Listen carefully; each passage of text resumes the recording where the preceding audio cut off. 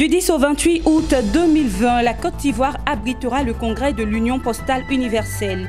Comment se prépare cet événement? Éléments de réponse dans cette édition.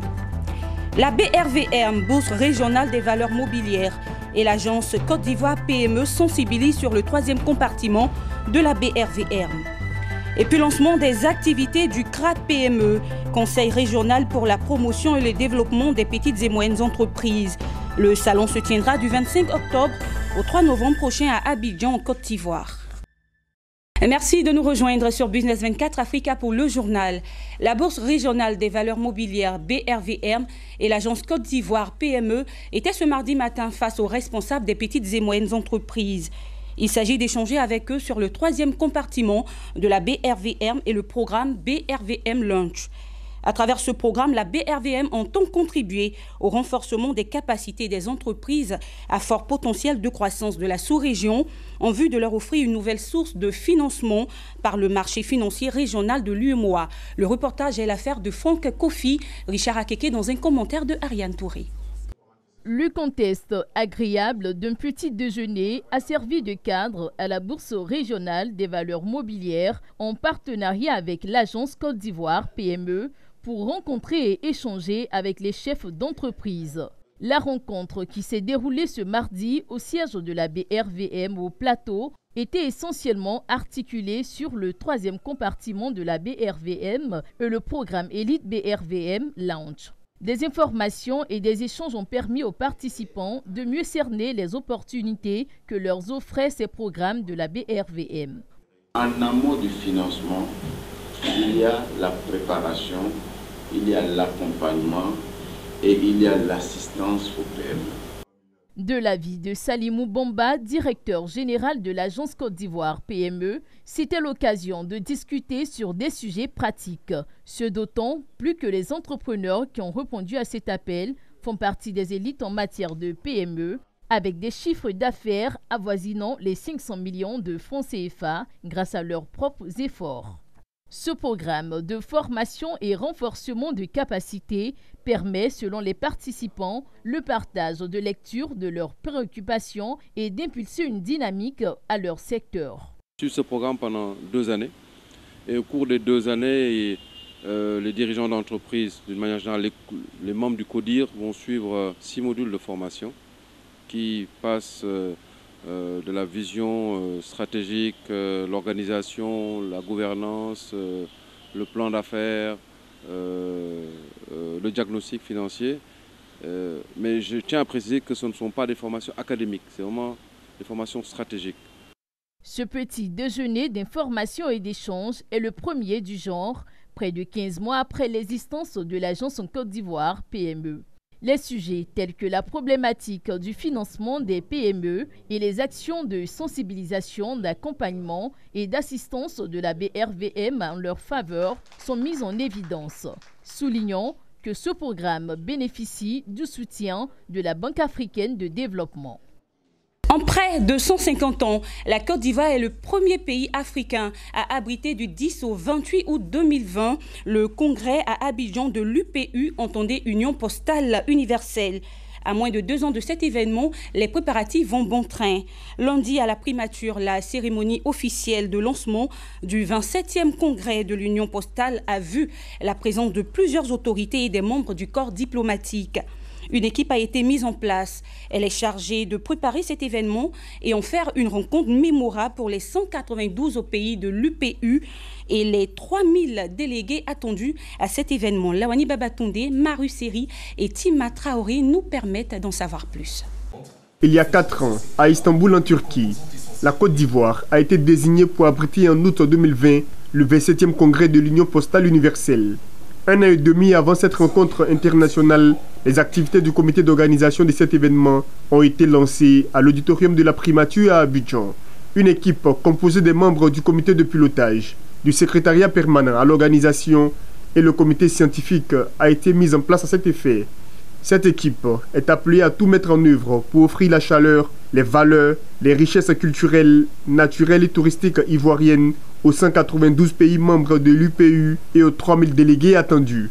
La candidature de la Côte d'Ivoire à l'organisation du Congrès mondial des postes 2020 était bien la parfaite illustration de la volonté réelle de ses dirigeants au plus haut niveau de faire du développement des services postaux un élément essentiel du programme du gouvernement, un chantier important de la marche en avant de la Côte d'Ivoire. Nous sommes heureux et fiers que notre démarche ait été comprise et fortement soutenue, vu l'unanimité notée autour de cette candidature, d'abord au niveau de la CEDEAO, puis au plan africain, et ensuite à Istanbul, au plan mondial. Je sais que la Côte d'Ivoire a les capacités de réussir ce pari. Je n'ai aucun doute. Mes collègues et moi avons visité le site retenu pour abriter le congrès, le Sofitel Hôtel Ivoire. Et si les choses évoluent telles qu'elles le sont aujourd'hui, je peux vous affirmer que, dès demain, nous pourrions organiser le congrès sans aucune difficulté. La Côte d'Ivoire émergeant sous la vision stratégique de son Excellence M. Alassane Ouattara, président de la République, dispose de l'expérience et de l'expertise nécessaires à l'organisation avec succès de ces grandes réunions internationales. Le 26e congrès de l'Union postale universelle à Abidjan est une grande première en Afrique subsaharienne depuis 145 ans.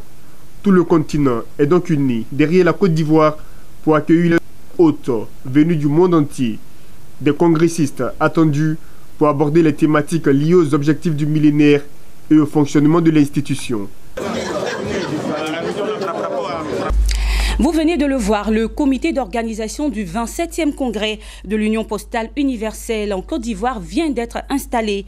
Les membres de ce comité disent mesurer l'ampleur de leur mission et affirment être déterminés à l'accomplir avec succès. Regardez. Donc nous sommes une émanation du ministère, mais lorsqu'il faut représenter la Côte d'Ivoire auprès de l'Union postale universelle, c'est bien sûr la RTCI. Et nous sommes donc le régulateur du secteur postal. Et ce n'est pas une mission qui nous est inconnue. Nous allons donc être à la tâche pendant la dernière année pour que le congrès de 2020 soit un succès. Nous avons conjugué toutes les forces, on va dire, de l'administration publique pour accompagner ce défi, accompagner ce congrès et de faire de cet événement international une véritable réussite sur notre terre ivoirienne. Il s'est tenu à la Chambre de commerce et d'industrie de Côte d'Ivoire le lancement des activités du CRA-PME, Conseil régional pour la promotion et le développement des petites et moyennes entreprises.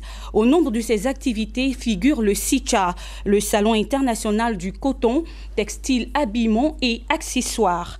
Ce salon se tiendra à Abidjan au Palais des Sports de Trècheville du 25 octobre au 3 novembre prochain. Mon désir Nascimento et Maru Seri pour le reportage. Ils sont venus des pays de l'espace CEDEAO, notamment de la Guinée, du Ghana, du Mali, du Sénégal, pour se retrouver à Abidjan.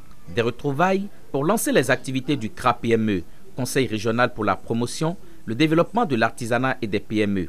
Une organisation commune aux pays de la CEDEAO dont les objectifs sont entre autres la formation des artisans, l'autonomisation des femmes et des jeunes de la sous-région, la mutualisation entre membres, la recherche de financement et le marché d'écoulement. Il va falloir créer des initiatives nouvelles pour qu'aux côtés de nos gouvernants, nous puissions répondre à certains besoins imminents de l'artisanat et des PME. Surtout créer des réseaux, faire la formation, innover, faire la créativité, faire en sorte que les artisans puissent avoir confiance en eux-mêmes au cours de leur retraite en ayant au moins une protection sociale.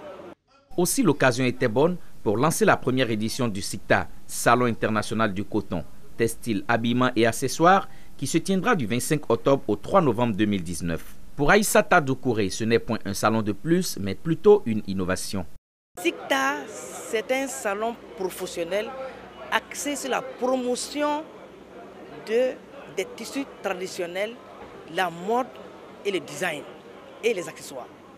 Nous voulons former les artisans avant ce salon pour qu'ils soient présents. Nous ne voulons pas qu'il soit un salon de trop. Nous voulons qu'il soit un salon où la créativité y est, où nous allons présenter nos potentialités au plan traditionnel, au plan moderne du design et de la couleur. Le SICTA, Salon international du coton, textile, habillement et accessoires organisé par le CRA-PME, mettra un accent particulier sur les activités génératrices de revenus pour les femmes et les jeunes. Il sera la première activité du genre à l'actif du CRA-PME, le Conseil régional pour la promotion, le développement de l'artisanat et des PME, dont l'ambition est de contribuer au bien-être des artisans de la sous-région.